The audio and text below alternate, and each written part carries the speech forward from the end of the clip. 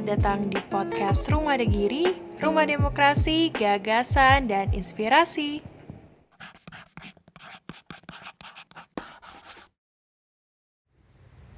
Halo teman-teman podcast Rumah Degiri, balik lagi di podcast Rumah Degiri. Kali ini saya bersama dengan Bu Siswa. Halo Ibu, Halo, Mbak. apa kabar? Alhamdulillah baik. Kesibukannya apa nih akhir-akhir ini Bu? Ya seperti biasa saya juga ibu rumah tangga Mm-mm. yang punya usaha lah kecil-kecilan. Ya itu sudah lumayan sibuknya sudah. Mm-mm. Iya. Saya dengar Ibu ini salah satu ibu-ibu Bayangkari ya? Oh iya, Pasti sibuk nih jadi ibu-ibu Bayangkari. ya Heeh. karena kita juga aktif ya Mbak menghadiri pertemuan-pertemuan yang diadakan di polsek atau cabang. Mm-mm. Jadi ya itu sudah kewajiban sebagai seorang bayangkari. Iya Iya. benar. Sekaligus mensupport suami ya. Iya betul. Benar. Ibu sudah berapa lama nih berbisnis seperti ini Bu? Saya dari tahun 2016 ini usaha ini saya mulai eh, dengan nama usaha itu waktu itu masih perorangan, Mbak. Jadi Ratu Manis itu aja. Kemudian saya sekarang menjadi CV Ratu Manis Jaya. CV Ratu Manis Iya. Jaya. Iya. Dulu awalnya jualannya apa nih Bu? Apa udah dikemas seperti ini Oh. atau masih dalam packaging seperti apa? Ya dulu awalnya saya memang masih belum seperti ini Mbak ya. Jadi saya itu masih awam, jualan hanya ingin niat saya itu dulu meningkatkan keuangan ya atau ekonomi keluarga, membantu suami seperti itu ya Mbak ya. Jualan aja, terus bingung mau apa, mau dijual kemana gitu. Akhirnya saya pertama buatnya produknya yang undi-undi ketawa. Onde-onde ketawa. Iya, yang itu. Jadi bisanya itu aja. Pertama waktu itu dulu. Jadi kemasannya masih belum seperti ini, Mbak. Masih plastik aja gitu. Masih plastik bungkusan gitu. Iya, plastik biasa. Tapi pakai stiker gitu aja. onde-ondenya udah biasa, udah kering kayak gini emang. Iya, memang kita kan usahanya olahan kue kering sama snack, Mbak. Sama snack. Snack. Jadi untuk onde-onde memang kita itu bukan onde-onde yang basah, memang onde-onde yang kering. Pertimbangan saya waktu itu kalau saya jual kue yang basah, kok rasanya ada risiko ya, cepet bau atau cepet kalau ada tidak lakunya itu kan, saya pikir seperti itu. Cepet Lebih baik basi, saya yang ya. lebih baik saya yang kering aja lah, minim risikonya akan seperti itu ya. Mbak, kadaluarsanya juga lebih lama. Ini pakai pengawet atau gimana Bu? Enggak, sama sekali. Enggak pakai pengawet apapun. Jadi kalau kayak gini bertahannya berapa lama kalau misalnya? Jadi gini, karena saya nggak pakai pengawet, jadi bahan-bahan yang saya buat untuk produksi kue-kue saya ini, bahan-bahannya yang pilihan, Mbak. Artinya yang misalnya minyak itu bukan yang curah, terus bahan-bahan yang lainnya itu yang menurut saya berkualitas, pilihan. Terus sekarang kan harga minyak naik nih gimana? Ya itu ya. Produksinya. Ya, jadi kalau harga minyak sekarang memang mahal ya Mbak ya. Jadi saya sebagai UMKM terus terang kemarin setelah adanya pandemi ya, pandemi kemudian setelah mulai pandemi sudah agak berlalu mungkin ya, saya kurang tahu juga ini pandemi bagaimana ini dihantam juga dengan masalah minyak. Jadi ya inilah namanya UMKM yang punya usaha goreng. Jadi memang dilema. Tapi produk saya tidak bisa pakai yang minyak curah. Karena kalau minyak curah, satu kualitasnya saya kurang yakin ya Mbak. Kemudian yang kedua minyaknya itu tidak bermerek. Saya enggak bisa ini, takut tengik gitu loh Mbak, takut cepat. Jadi nggak bisa. Iya enggak bisa. Saya tetap walaupun mahal saya beli. Ya itulah sudah. Jadi caranya saya berusaha kepada pelanggan itu untuk menaikkan harga supaya bisa tetap dengan kualitas yang kualitasnya, bagus iya, gitu. kualitasnya begitu. Berarti kalau misalnya UMKM menaikkan harga itu ada unsur-unsur tertentu ya sebenarnya. Iya, betul. Seperti ini. Jadi naikkan harga itu juga dilema Mbak. Misalnya minyak kayak gini mahal, terus misalnya ada konsumen yang nggak mau, itu kan, bagaimana ya? begitu ya Mbak. Akhirnya ya tapi mereka alhamdulillah pengertian semua, dinaikkan itu ya mau gitu, karena kan memang situasinya bahan-bahan semua naik, terutama minyak yang diproduksi oleh ini pakai minyak semua kan pada saya, jadi Iya, mereka benar. paham, jadi ya naik antara tidak banyak, per piece-nya antara 1.000 atau 1.500. Tapi dengan kualitas yang sama, dan Sama. tetap bagus gitu. Iya. Kira-kira ini kan tadi namanya apa nih ya? Doana ya? Iya, merek saya itu Doana Mbak. Doana ini namanya anaknya atau gimana nih? Itu Doana itu artinya doa kita bersama. Oh, doa kita bersama. Iya. Namanya dipilih sama ibu sendiri? Iya, jadi saya itu sebenarnya merek saya dulu itu adalah Ranis Mbak. Sudah 3 tahun, sudah produk saya sudah di pasaran. Kemudian hampir 3 tahun keluar izinnya keluar dari pemberitahuan dari pusat bahwa merek Ranis itu ditolak. Jadi tidak ada yang sama gitu Mbak. Jadi ada yang sama. Jadi saya harus membuat brand nama baru. Iya, nama baru. Akhirnya saya mikir apa yang sekiranya tidak sama yang ini ya, ternyata ini yang tidak ditolak, akhirnya Doana ini. Doana. Artinya juga luar biasa ya, doa kita bersama kayak gitu. Iya, Meningkatkan. moga-moga ya Mbak. Jadi tetap walaupun pandemi, harapan saya dan teman-teman ya, anak buah saya juga, saya selalu berdoa ya, meminta doa dan dukungan mereka, yaitu karyawan saya itu memang luar biasa. Jadi sangat mendukung walaupun di masa pandemi, ayo kita berdoa bersama kalau tetap kita ingin usaha kita tetap jalan. Jadi inilah inspirasi saya itu, merek Doana itu ya dari itu. Dari itu. Iya. Dulu berapa karyawannya nih? Pas masih awal-awal produksi. Tahun 2016-2017 kira-kira berapa karyawan? Jadi gini Mbak, waktu awal-awal itu saya masih belum punya karyawan. Buat sendiri? Buat sendiri, dibantu anak saya, dibantu ibu saya, lama-lama kok kemeng ya. Jadi onde-onde itu kan masih manual ya Mbak, ya manual. Bener. Jadi akhirnya sudah 2 bulan kok lama-lama kok tambah banyak ya pesanan. Akhirnya sudah nggak ngatasi, akhirnya saya ngambil orang 1 untuk bantu saya. Gitu. Untuk awal-awal 1 lah. Gitu. Sekarang karyawannya sudah 6. berapa? 6. Iya.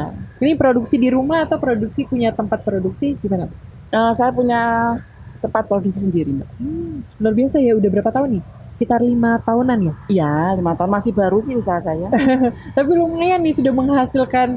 Sudah kirim kemana aja nih Bu? Oh, kalau masalah pemasaran Mbak, saya itu sebelum pandemi itu memang banyak. Pangsa pasar saya itu adalah pusat oleh-oleh di semua kota. Jadi Malang itu tempat-tempat pusat oleh-oleh sudah kami masuki semua. Surabaya, Keranjang, kemudian Banyuwangi semua ya sudah, itu Jember pernah gitu Mbak. Tapi di masa pandemi ini sudah mulai, memang saya akui memang agak berkurang, karena kemarin itu setelah pandemi kan banyak toko oleh-oleh yang tutup ya. Iya, soalnya itu kan memang masalah itu, memang itu kendalanya waktu pandemi itu seperti itu.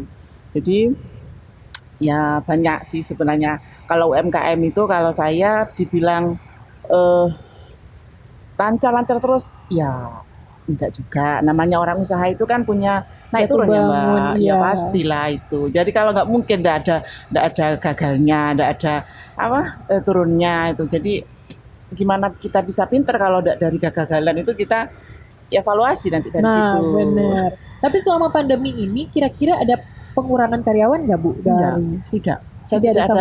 Tidak ada karyawan yang saya kurangi. Jadi begini Mbak, saya membina karyawan saya itu dengan sistem kekeluargaan. Jadi mereka itu sudah saya anggap seperti keluarga saya sendiri. Jadi kita Mbak, kalau kita memperlakukan karyawan kita dengan baik, saya rasa mereka betah ya bekerja dengan kita, dengan ya menurut mereka sih, menurut saya juga ya gajinya ya lumayan gitu kalau sudah rame atau apa kan gitu Mbak. Jadi saya padahal waktu pandemi saya bilang, monggo silakan kalau mau cari usaha tempat lain atau cari pekerjaan gitu. Ya ternyata enggak, itu mereka tetap bertahan dengan saya. Alhamdulillah, itu rezeki saya buat saya. Benar. Tetap bertahan, berarti Ibu tetap mempertahankan ini ya karyawannya dan tetap menghasilkan. Waktu pandemi itu tetap berproduksi atau gimana Bu? Ada masa kami tidak berproduksi Mbak. Ada masa kami tidak berproduksi. Sekitar berapa bulan tuh gak produksinya Bu? atau cuma Hampir sementara? 1 tahun ya. Oh, Iya, lumayan. hampir 1 tahun. Ya produksi tapi nggak setiap hari gitu Mbak. Ada yang pesen biasa, tapi nggak ini, Nggak intens. nggak instan. Kami kan kerja itu 1 bulan itu 25 hari kerja. Ya paling tidak 20 hari kerja lah, karena minggu itu harus libur lah. Kasih kesempatan kepada karyawan untuk istirahat. Kecuali ada yang urgent ya Mbak ya. Ada yang urgent kami lembur. Terpaksa lembur gitu. Nah, Terus akhir-akhir ini udah mulai lembur lagi. udah mulai sibuk lagi Mbak, apalagi yang dari pesanan dari luar kota ini.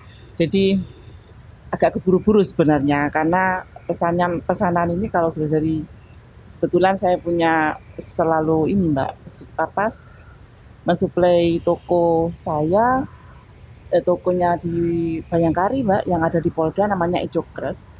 Itu kalau permintaan itu ratusan. Jadi ya mintanya juga kadang-kadang ya agak mintanya cepat gitu ya Mbak. Jadi maunya ya mereka tuh akhirnya ya harus lembur gitu Mbak. Ya, Itu pusatnya di mana nih tokonya?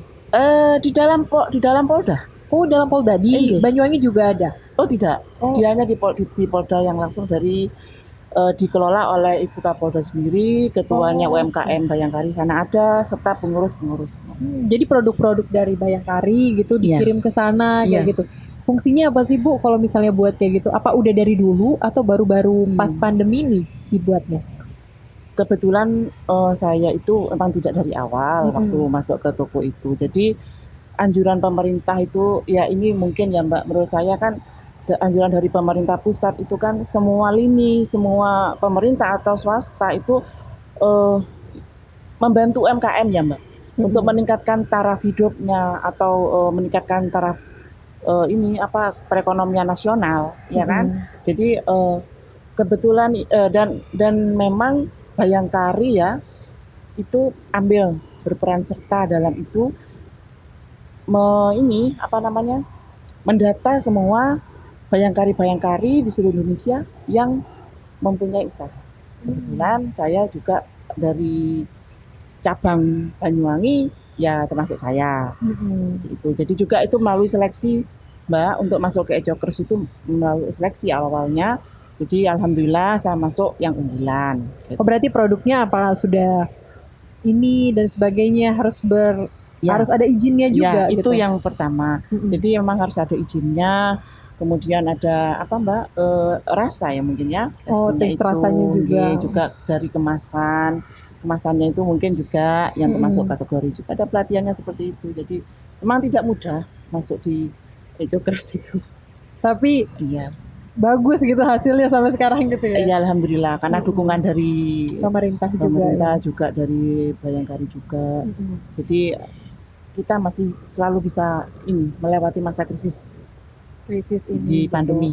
Ada aja gitu ya yang membantu untuk menaikkan kembali gitu ya. Apalagi program dari pemerintah, program dari bupati kita dan ini juga banyak yang untuk peningkatan UMKM ya Bu ya. Pemerintah Banyuwangi sendiri itu memang sangat mendukung dari dinas-dinas terkait Mbak. Itu sangat mendukung dengan diadakannya pelatihan, terus pelatihan masalah praktek langsung tentang produk, entah buah, entah ikan atau produk apa saja. Itu rutin diadakan, kemudian pelatihan-pelatihan yang mengenai masalah pemasaran, masalah pengemasan, banyak hal pelatihan yang diadakan oleh pemerintah di Banyuwangi khususnya. Berarti pemerintah ini sangat membantu UMKM. Sangat membantu Mbak. Karena saya dulu itu awalnya waktu pertama-tama itu tidak bisa berkembang seperti saya katakan tadi, kan bingung mau dijual kemana gitu ya Mbak ya, masih takut ditolak, adalah perasaan seperti itu. Tapi ada teman yang mengajak saya untuk masuk asosiasi.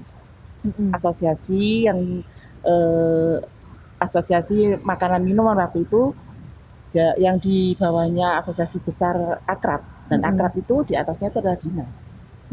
Berarti langsung dikelola oleh dinas pemerintah. Dari situ gitu. Nanti istilahnya kan begini Mbak, dari pusat turun ke dinas ya Mbak, dari pusat turun ke dinas. dinas turun ke asosiasi. Jadi sampailah kepada kita seperti itu. Berarti UMKM lain yang misalnya belum mendapatkan kesempatan yang sama gitu ya, itu berarti belum tergabung mungkin ya dalam asosiasi gitu, atau belum memanfaatkan asosiasi yang ada gitu ya mungkin ya Bu ya? Iya, mungkin mereka juga tidak tahu ya Mbak.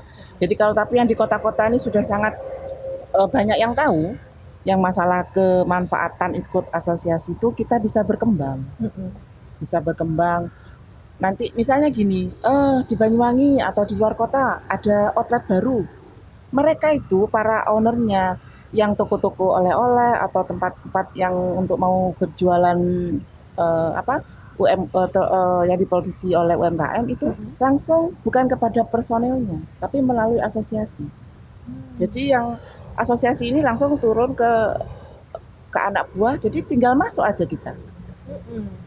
Beda dengan kita tidak ikut asosiasi, kita masih seperti nyales ya Mbak.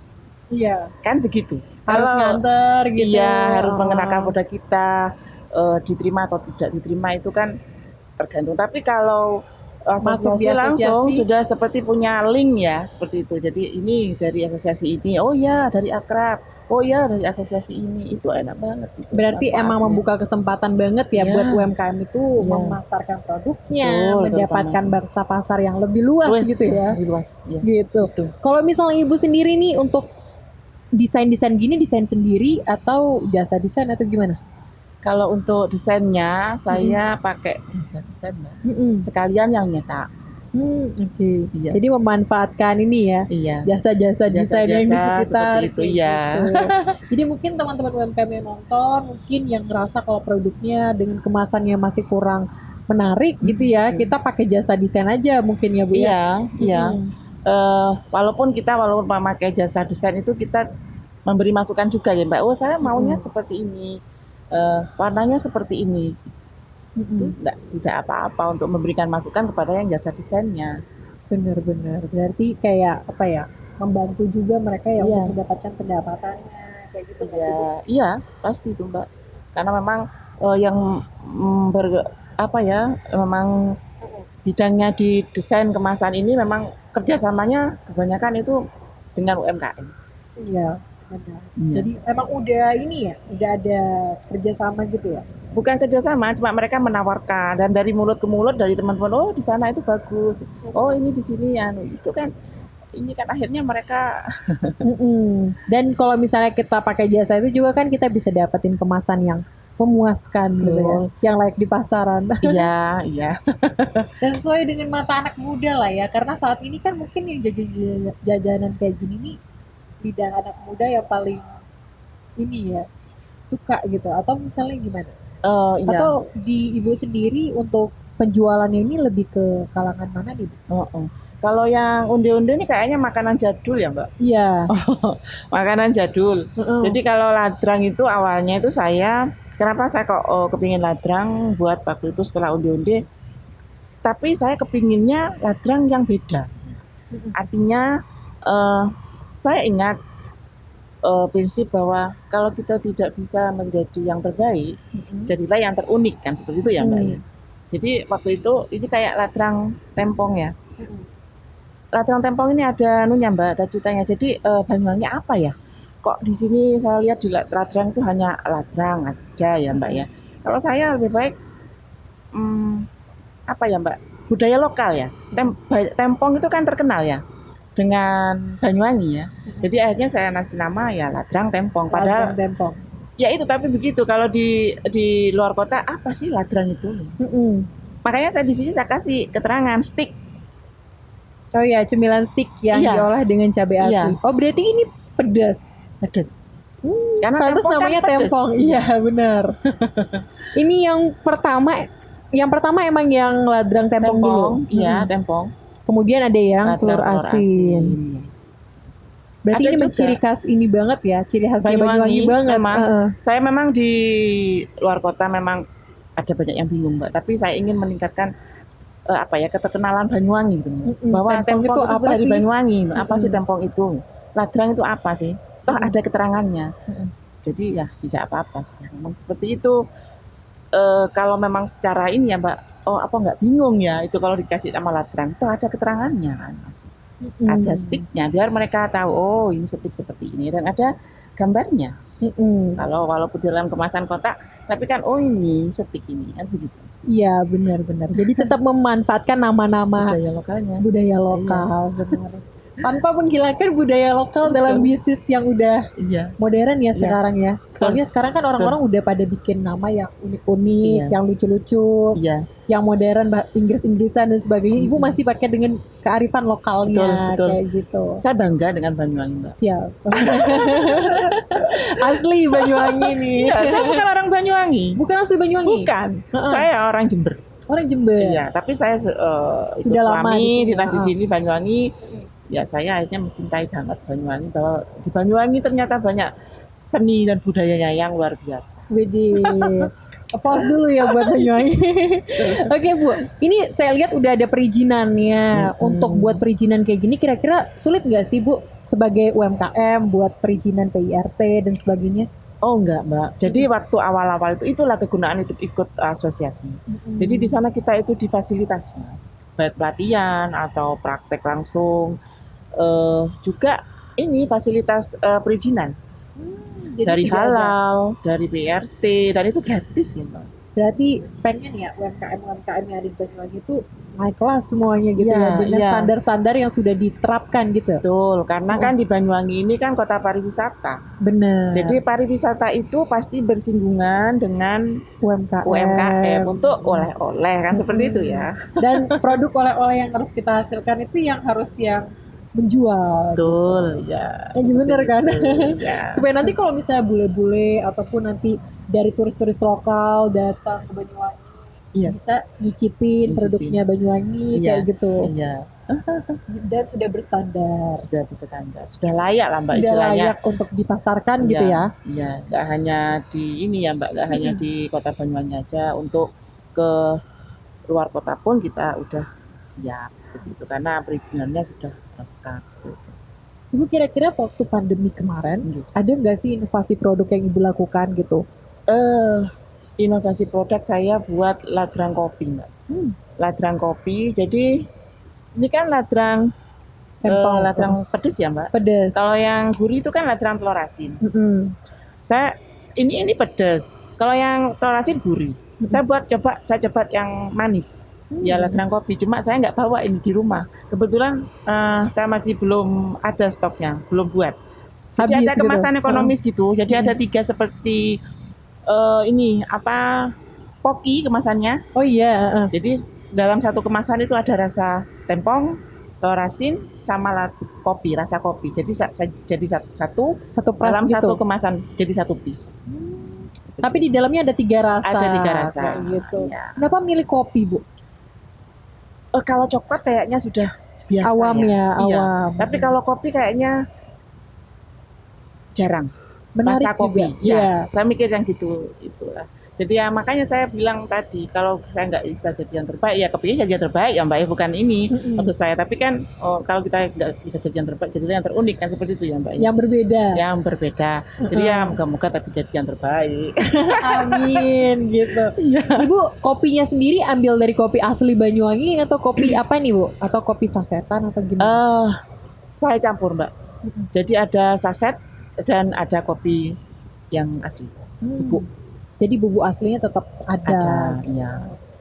Jadi kalau misalnya sekalian ngerasain ini ya rasa kopi Banyuwangi gitu ya, dikemas dalam bentuk ladrang. Iya.